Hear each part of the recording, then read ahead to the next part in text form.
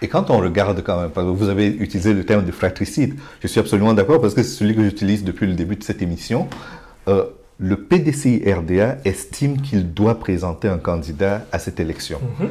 Le RDR est convaincu qu'il doit avoir un candidat également. Et vous nous expliquez que Guillaume Soro serait légitime en 2020 pour être candidat. Est-ce que la famille RHDP n'a pas fini de montrer qu'elle est en déconfiture?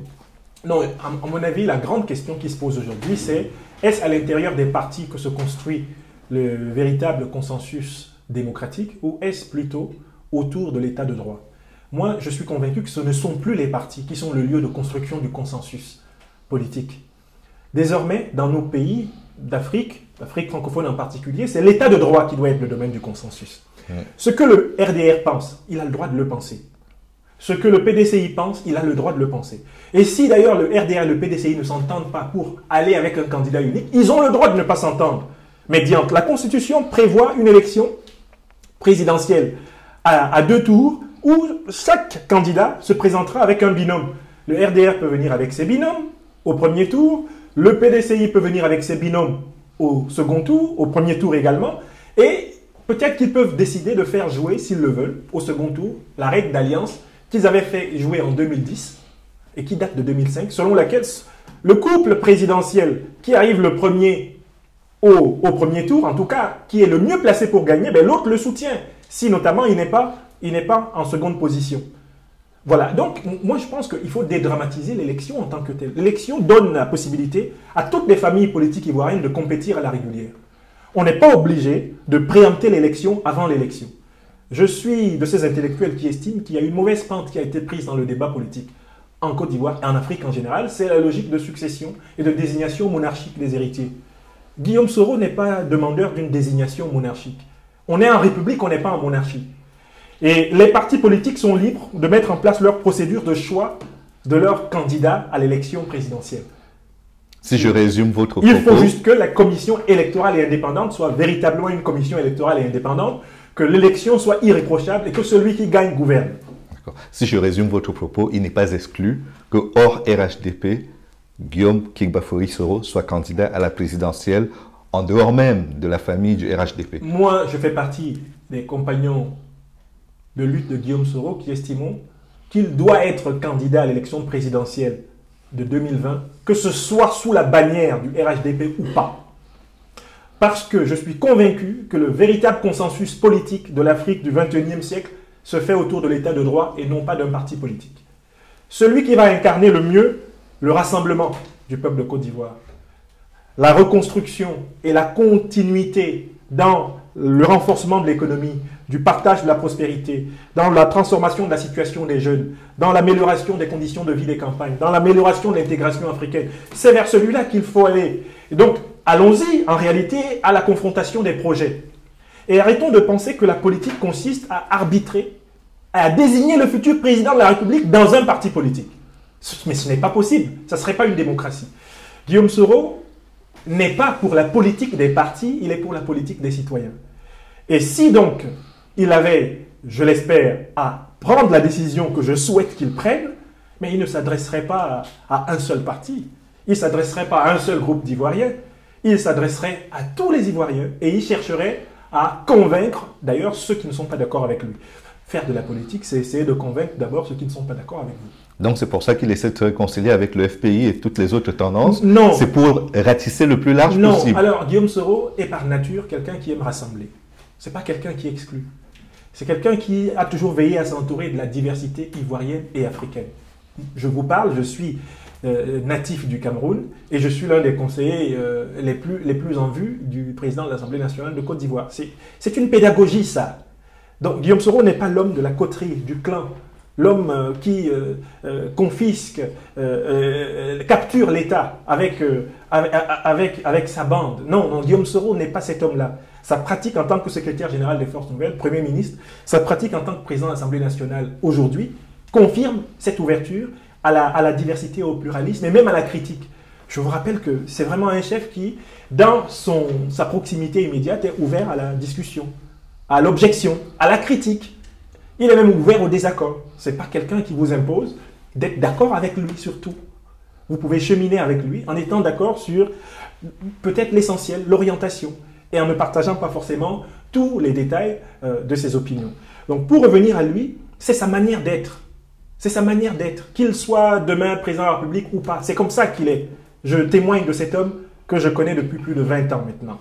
Mais la vérité, c'est que l'élection présidentielle de 2020 ne sera pas une bonne élection si la Côte d'Ivoire n'est pas réconciliée. Si en tout cas elle n'est pas suffisamment réconciliée avant qu'elle ait eu lieu. J'ai rarement vu une élection réconcilier les gens. Ce qui est important, c'est qu'ils se réconcilient pour y aller dans des conditions de transparence, d'équité, de telle façon que celui qui gagnera cette élection, eh bien, ne soit pas contesté par ses adversaires les plus farouches. Mais qu'est-ce qui fait qu'aujourd'hui, on ait l'impression qu'il y a des volontés d'affaiblir Guillaume Soro dans son propre camp? Je vous ai parlé de Sol to Sol. Je pourrais parler des écoutes téléphoniques qui faisaient croire ou qui attestaient d'une volonté de Guillaume Soro de faire un coup d'État au Burkina Faso voisin. Qu'est-ce qui donne cette impression qu'il est fragilisé dans son camp? Il y a deux sujets que vous avez évoqués. Oui. Pour le dernier cité, bon, à aucun moment il n'a été établi que Guillaume Soro ait voulu faire un coup d'État au Burkina Faso, tant plus qu'il n'a pas... il n'a ni de près ni de loin intérêt à gouverner le Burkina Faso. Et si Guillaume Soro était déterminé à faire un coup d'État, c'est en Côte d'Ivoire qu'il l'aurait fait. Il ne l'a jamais fait non plus. Donc, Guillaume Soro croit, après la lutte de 2002, Guillaume Soro croit qu'il est temps, très clairement en Afrique, de faire jouer tous les mécanismes de conviction démocratique pour forger les institutions. Guillaume Soro n'estime pas que le recours aux armes doive être la solution systématique au déblocage des situations politiques. La question du Burkina Faso ayant été tranchée par les deux chefs d'État, le président Roch Kaboré et Alassane Ouattara, Guillaume Soro considère que nous n'avons pas à nous exprimer à nouveau dessus parce que de toutes les façons c'est un dossier classé. Mais la question Soul to Soul, il nous a donné une piste à ce sujet la dernière fois, en rappelant que Soul to Soul est en prison dans le cadre d'une affaire qui, en partie, relève du secret d'État. Donc, comme je vous le disais tantôt, un certain nombre de concurrents, de rivaux internes, peuvent estimer que fabriquer des complots, fabriquer des faux complots, des accusations contre Guillaume Soro, participe de la bonne guerre visant à l'empêcher éventuellement d'assumer la responsabilité du pays à l'horizon 2020. C'est ce que nous voyons. Il s'agit d'une succession de cabales qui sont dressés sur son chemin comme des tentatives de l'empêcher d'écouter l'appel fort qui vient de son peuple pour assumer maintenant la responsabilité démocratique de son pays. Guillaume Soro en est parfaitement conscient, mais il n'en fait pas une obsession.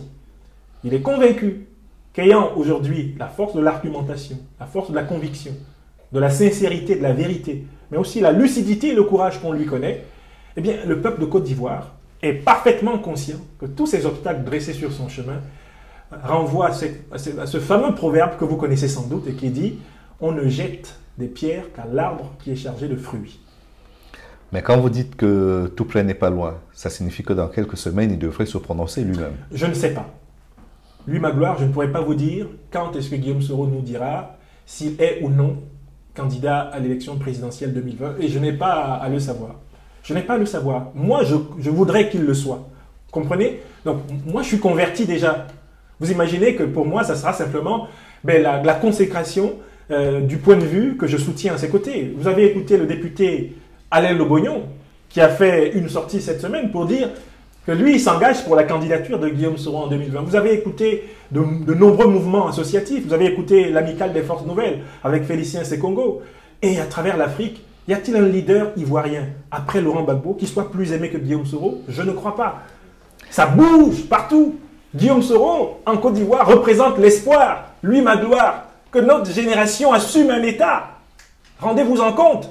Nous sommes ressortissants d'un pays, le Cameroun, qui est dirigé par une brochette de 20 gérontocrates. Je vais y arriver. Guillaume Soro représente la rupture avec cette malédiction africaine. Je vais y arriver justement, parce qu'au Cameroun, vous êtes singulièrement différent de la plupart des Camerounais, parce qu'il y a eu énormément de manifestations au Cameroun en faveur de Laurent Gbagbo.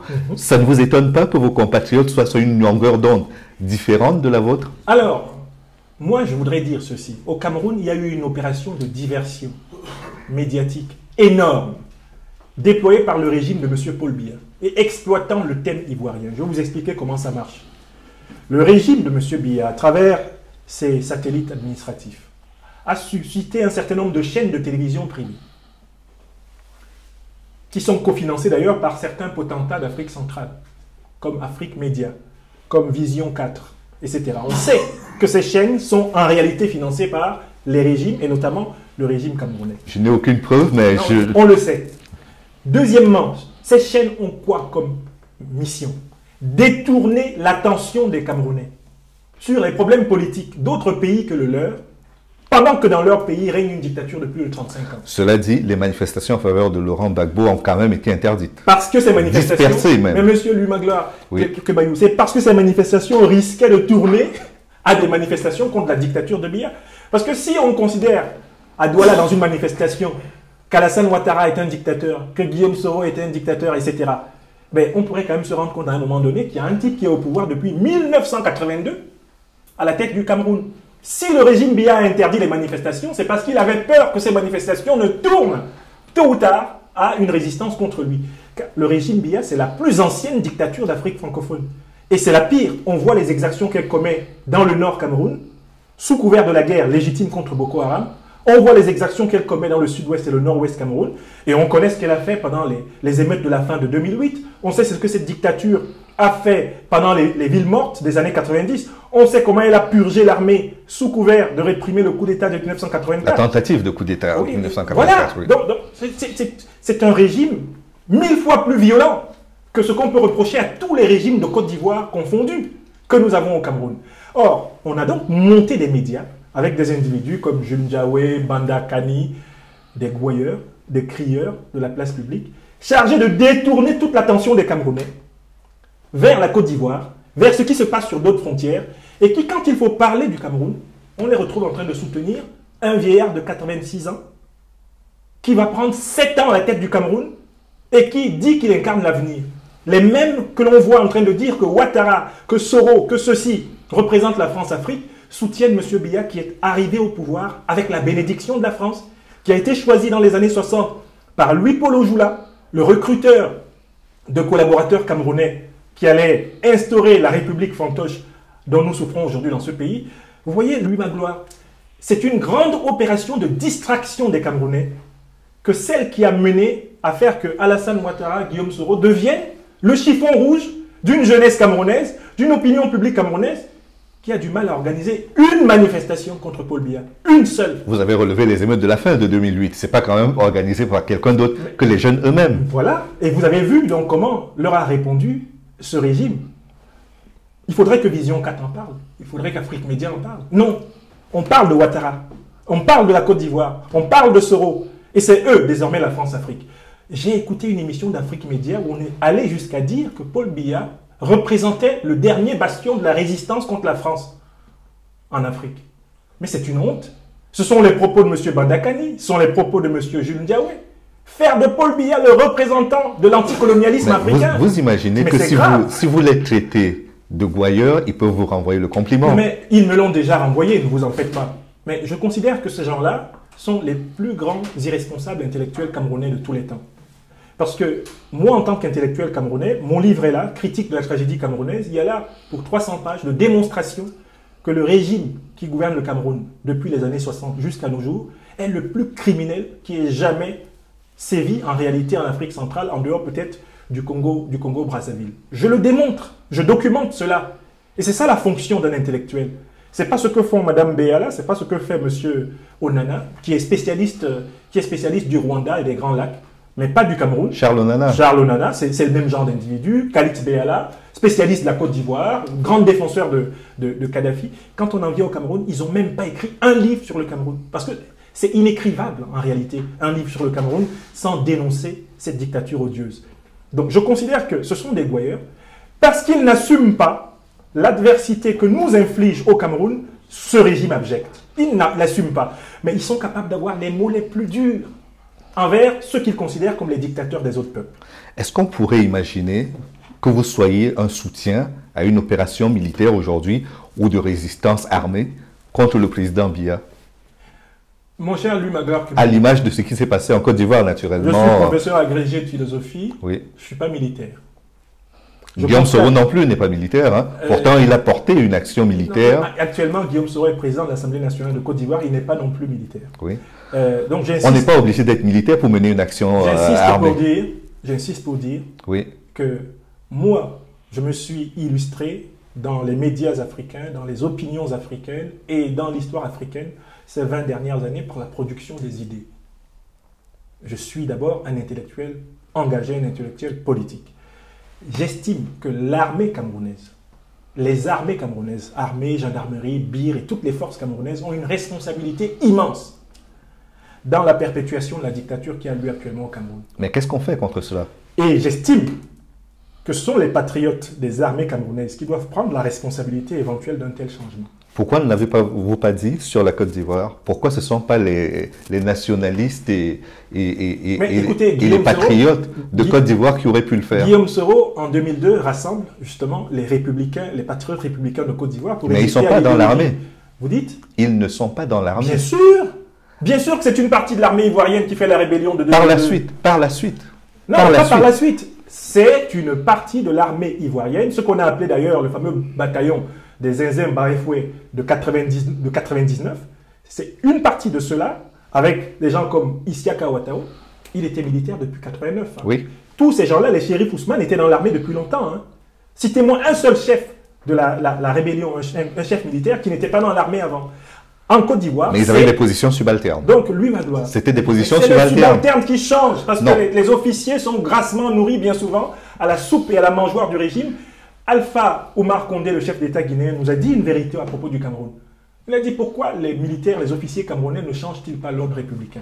Mais parce que M. Biya, qui est quand même très prévoyant, a mis en place un système de prébande qui profite à la crème de notre armée, laquelle n'aura pas ses avantages dans une république démocratique égalitaire. Je reprends ma question, je la reformule. Je dis donc ceci, oui. Ce sont les soldats camerounais qui sont responsables d'exécuter des ordres criminels contre le peuple du Cameroun, et ce sont eux et eux seuls qui sont responsables d'utiliser éventuellement la force armée pour contrarier M. Biya. Je reformule ma question. Moi, je ne suis pas soldat. Je reformule ma question. Est-ce que vous pourriez, à l'image de Guillaume Soro, organiser cette résistance au sein de l'armée camerounaise? Je ne suis pas en mesure de répondre à une telle question parce qu'elle ne relève pas de mon domaine de compétence. Je suis professeur agrégé de philosophie. Je ne suis pas militaire. Que pensez-vous de la crise actuellement dite anglophone qui se déroule dans la partie... Voilà. J'estime que c'est une crise qui est en partie légitime. Parce que c'est une résistance légitime à un régime mensonger, manipulatoire, qui, à partir des négociations de Fumban jusqu'à nos jours, a en réalité méprisé et foulé aux pieds un certain nombre d'engagements qui avaient été pris envers les Camerounais issus de la partie anglophone du pays. Je dis bien en partie légitime. C'est par ailleurs un mouvement qui n'est pas légitime parce que ce mouvement est sécessionniste. Je ne peux pas cautionner le sécessionnisme anglophone. Pourquoi? Parce que, alors là je renvoie au titre critique de la tragédie camerounaise, pourquoi c'est écrit avec K? Parce qu'avant que le Cameroun anglophone et le Cameroun francophone existent, il y avait un grand Cameroun qui déjà avait été tracé par le colon allemand. Et qu'avant même que le colon allemand ne trace ce grand Cameroun, ce protectorat, à partir des escroqueries et des filouteries de certains chefs douala, eh bien, il y avait une vie des peuples africains du Cameroun à travers des alliances qui font que nous sommes condamnés, dans le cadre de l'intégration panafricaine de long terme, à vivre ensemble. Je ne peux pas comprendre qu'il y ait un mouvement sécessionniste de deux provinces coincées entre le Nigeria et le Cameroun et qui, de fait, vivront tous les jours avec les Camerounais et les Nigérians. Je suis, au contraire, pour la construction d'une grande fédération des États-Unis d'Afrique, la fédération à laquelle Nkrumah, Lumumba, Sankara rêvaient. C'est notre horizon, on doit aller vers cela, pas vers le sécessionnisme. Voilà pourquoi je reconnais la légitimité de la résistance anglophone, d'un côté, à cause de l'escroquerie juridique et institutionnelle qui leur a été infligée par les régimes Ahidjo et Biya, mais je méconnais la légitimité de la résistance anglophone à cause de la revendication sécessionniste. Pour aller plus loin, je fais partie de ces Camerounais qui théorisent la République fédérale du 21e siècle camerounais. Lui, ma gloire, je suis pour l'idée que on reconfigure l'État du Cameroun en 9, 10 ou 11 régions ou États fédérés dans le cadre d'une République fédérale dans laquelle, effectivement, le sud-ouest et le nord-ouest seront des États. Un État ou deux États? Non, je suis pour entre 7 à 9 États fédérés. 7 ou 9. Pourquoi je prends des chiffres impairs? Parce qu'avec 7 ou 9, on peut obtenir les majorités par des bascules. Si on a 5 d'un côté, 4 de l'autre, on a une majorité. Alors que si vous faites des républiques à 10 États, parfois vous vous retrouvez coincé avec 4 États pour un point de vue, 4 autres pour un autre. On peut faire la République fédérale camerounaise du XXIe siècle pour 2 raisons. Première raison, résoudre le problème anglophone. En reconnaissant aux États anglophones du sud-ouest et du nord-ouest, qu'on pourra appeler États du FACO, par exemple, et puis peut-être États des Grassfields, en leur reconnaissant leur spécificité historique. Même leurs drapeaux avec lesquels ils se battent. Il y a des drapeaux régionaux dans les fédérations. Bien sûr, bien sûr. En leur reconnaissant ce qui leur a été objectivement floué. Mais on va faire aussi 7 autres ou 6 autres États, et nous aurons un système de gouverneurs localement élus. Nous aurons une espèce de chancellerie fédérale avec un chancelier et un vice-chancelier. On a des fédérations modèles en Afrique du Sud, au Ghana, au Nigeria, qui fonctionnent à nos côtés. La solution, ça permettra de répondre donc à la revendication particulariste anglophone, mais en même temps de répondre à un problème, c'est que l'hypercentralisation de l'État camerounais actuel fait que M. Biya et son régime peuvent piller à vie, même quand M. Biya ne sera pas là, les caisses de l'État, en raison de ce contrôle de tout par l'exécutif. Si on fait un système 30% ressources contrôlées localement, 60% contrôlées par l'État fédéral, on améliore la gouvernance, on améliore les investissements locaux, on améliore le contrôle des citoyens sur leur gouvernance. Je suis donc, et j'ai publié plusieurs travaux sur cette République fédérale du XXIe siècle camerounais pour laquelle je me bats. Mais est-ce que la décentralisation, même si elle n'est pas totalement effective, que le Cameroun veut mettre sur pied, n'est pas une réponse à ce que vous êtes en train de proposer, avec les économies en plus? Non, pas du tout. La décentralisation, en réalité, c'est en quelque sorte, si vous voulez, le renforcement de l'aspirateur fiscal entre les régions et le gouvernement central. Parce que toute décentralisation dans laquelle ceux qui gouvernent sur le plan local ne peuvent pas rendre compte, non pas rendre compte aux populations locales, c'est une décentralisation administrative. Mais ce n'est pas une décentralisation démocratique. Le problème, c'est que les Camerounais n'ont pas accès à la gestion de leurs ressources. La décentralisation ne donne pas aux Camerounais le moyen de participer à la gestion effective des ressources publiques. C'est la République fédérale qui donne aux Camerounais le moyen de participer par les gouvernements locaux à la gestion et au contrôle de leurs ressources. Vous comprenez? Donc cette décentralisation, d'ailleurs, qui n'a jamais été mise en œuvre, alors que la loi date de 1996, est une filouterie de plus. Au Cameroun, à partir de 1968, qui contrôle la corruption? Qui lutte contre la corruption? C'est une inspection générale de l'État qui a été mise en place sous Amadou Ahidjo, qui est en fait finalement le corps d'élite de la lutte contre la corruption. Depuis quand dans un pays, le corps d'élite de la lutte contre la corruption est un corps exécutif?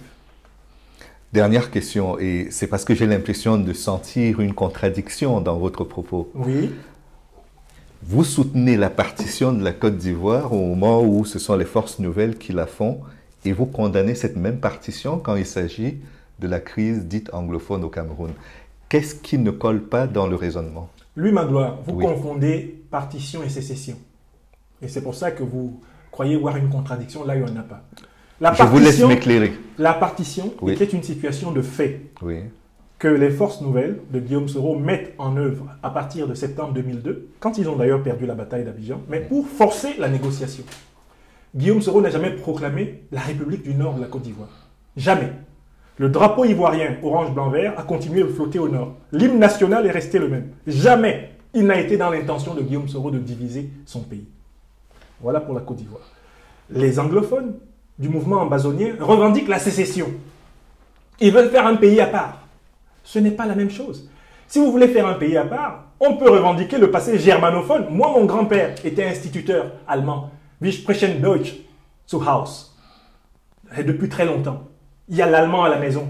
Mais nous aussi, on peut demander qu'on nous donne notre morceau de pays germanophone. Car ce pays germanophone a bel et bien existé entre la fin du 19e siècle et 1914-1916, quand les Allemands perdent leur colonie du Cameroun. Donc vous voyez très bien que la revendication anglophone, elle est légitime du point de vue de l'escroquerie administrative et institutionnelle dont ils ont été victimes. Je suis prêt à la prendre au sérieux, en leur restituant justement l'État fédéral pour eux, tel qu'ils le voulaient. Mais il est hors de question qu'ils soient les seuls à bénéficier de l'État fédéral, les anglophones. Parce que c'est la solution pour le contrôle de nos ressources. C'est la solution pour le développement local. Et c'est la solution pour une plus grande participation des Camerounais aux fonctions politiques démocratiques. Donc attention, partition n'est pas sécession. Mais est-ce que vous pensez que rapprocher les administrations des administrés, obliger les administrateurs à rendre compte aux administrés, c'est pas aussi en quelque sorte tenir compte de la spécificité anglophone, qui est la première revendication, au-delà même de la volonté de sécession? C'est même tenir compte plus profondément d'une spécificité africaine, dont le professeur Ebou Boulaga a fait une partie de ses recherches à travers ce qu'il a appelé la tradition de l'arbre à palabre. Nous, Africains, sommes habitués à la parole circulaire. La parole ne descend pas du ciel en Afrique. La parole se produit lorsque nous nous asseyons en cercle, autant autour de l'assiette à manger, autour de l'arbre du village, autour des sages, autour de nos traditions. Donc, en réalité, le fédéralisme est beaucoup plus proche de l'esprit des civilisations africaines que le centralisme jacobin. En Afrique, on gouverne avec sa génération. En Afrique, on gouverne avec son village. En Afrique, on gouverne avec les anciens. Toutes les générations sont mises ensemble pour réaliser l'union et la communion. Or, aujourd'hui, ce que l'on voit, c'est que le régime du président Biya non seulement fait fi de l'histoire traditionnelle de nos peuples, il n'en a jamais véritablement fait cas dans la construction de la forme de l'État. C'est un régime qui a filouté la République fédérale de 1961 au détriment de nos compatriotes anglophones, qui a confisqué toutes les manettes de pouvoir progressivement et qui les a réduits au statut de subalternes dans la République, y compris par la répression linguistique, par la répression des traditions judiciaires. On a vu des bastonnades de professeurs et de magistrats anglophones. Pourquoi est-ce qu'il est nécessaire de frapper des gens parce qu'ils manifestent? Ça a commencé comme ça. On a commencé par brutaliser la crème de l'intelligentsia du Cameroun anglophone dans la rue. Quand vous faites ça à des gens, vous les forcez à prendre le chemin du radicalisme et de la violence. Donc je pense que la République fédérale est la solution. Et je m'étonne que les candidats au simulacre d'élection présidentielle de 2018 du 7 octobre 2018 croient véritablement que la solution, ça serait d'essayer de gagner une élection présidentielle déjà confisquée par Elekam RDPC dans les conditions qu'on sait. La solution, c'est de construire un front citoyen large pour contraindre ce pouvoir à renégocier le contrat socio-politique et aller à une transition vers la République fédérale du Cameroun du XXIe siècle. Toute autre opération participe de la légitimation soporifique, artificielle et criminelle de ce régime. Je le dis à mon frère Joshua aussi, pour qui j'ai beaucoup de respect et beaucoup de fraternité. Je le dis à mon jeune cadet Cabral Libi. Je le dis au professeur, mon collègue, le professeur Maurice Kamto. Vous savez très bien, chers messieurs, vous savez que le régime Biya ne peut pas perdre les élections organisées et proclamées par Elekam RDPC, proclamées, organisées par la Cour, l'administration territoriale du Cameroun, confisquées par les nominations de Biya à chacune de ces instances. Vous ne pouvez pas les gagner, vous le savez. Alors dites-nous, qu'allez-vous faire de votre défaite évidente?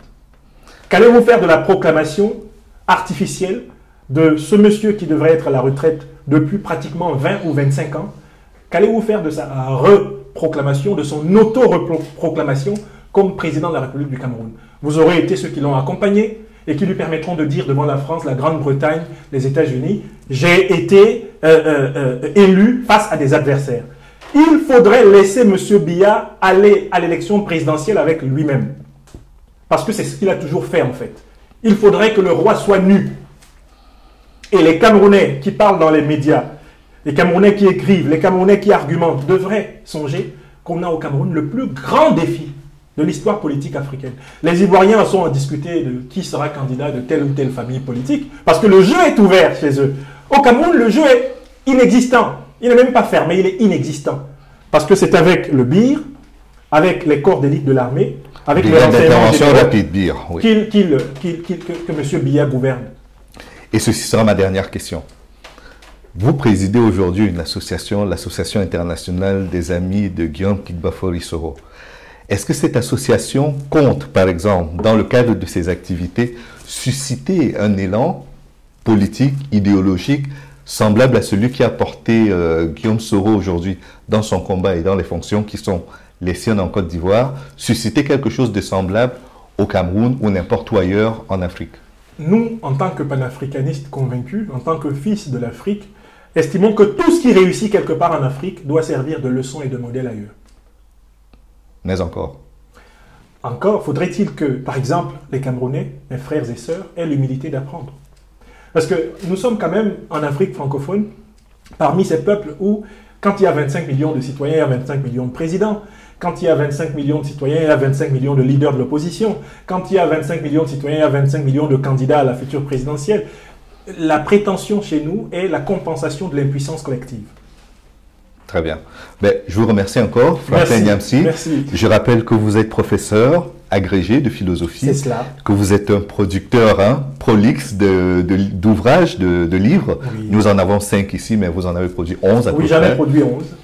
Donc, je vous remercie d'avoir accepté cet entretien. Merci à Diaf TV et toutes mes salutations chaleureuses aux téléspectateurs de votre chaîne que j'espère prospère. Merci beaucoup. Merci. Merci à vous de nous avoir regardés. À très bientôt.